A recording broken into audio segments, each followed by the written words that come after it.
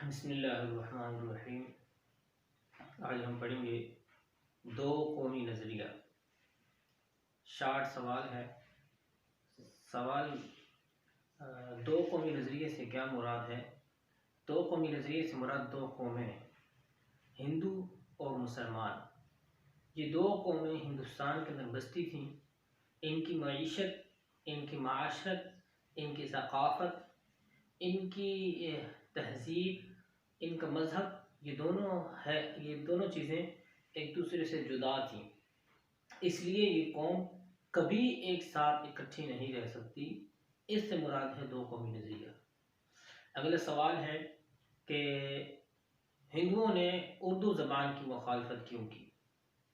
تو اس کا جواب یہ ہے کہ ہندوستان میں دو بڑی قومیں آباد تھیں، نمبر ایک ہندو اور نمبر دو مسلمان۔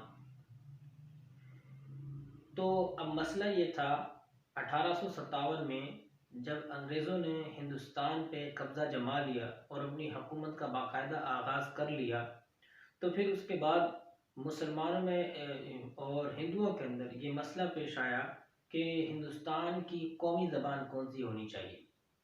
ہندوؤں کا کہنا تھا کہ ہندی ہونی چاہیے، مسلمانوں کا کہنا تھا کہ اردو ہونی چاہیے۔ تو مسلمانوں نے جب اردو کا کہا تو بنارس کے ہندوؤں نے اردو زبان کی مخالفت میں جگہ جگہ مظاہرے کیے، جگہ جگہ احتجاجات کیے۔ اب وہ اردو زبان کی مخالفت ہندو کر کیوں رہے تھے؟ تو دو وجہ سے وہ ہندو اردو زبان کی مخالفت کر رہے تھے۔ پہلی وجہ یہ تھی کہ اردو مسلم دور حکومت میں پروان چڑھی تھی، یعنی ہم نے کافی سو سال ہندوستان پہ حکومت کی ہے، تو اسی مسلم بادشاہوں کی دور حکومت میں یہ اردو پروان چڑھی ہے، تو ایک تو ان کو اس چیز سے حسد اور ضد تھی، اور دوسری چیز یہ ہے کہ ہمارے برصغیر و پاک و ہند کے اندر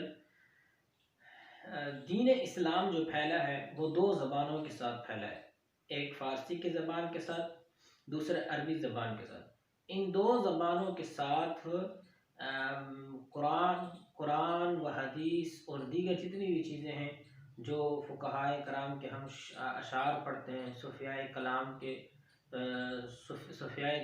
جو ہم اشعار وغیرہ پڑھتے ہیں، اور ان کی جو تصوف کی کتابیں ہیں وہ سب فارسی کے اندر ہیں، اور اردو بنی ہے انہی دو چیزوں سے، عربی سے اور فارسی سے۔ ان دو چیزوں کا عنصر زیادہ پایا جاتا ہے اردو کے اندر۔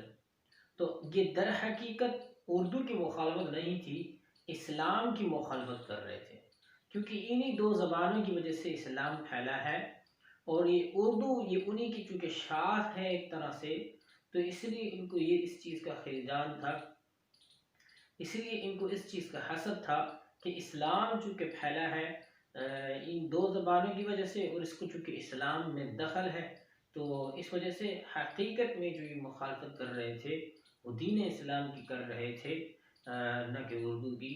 تو یہ دو وجہ تھیں اردو کی مخالفت کرنے کی۔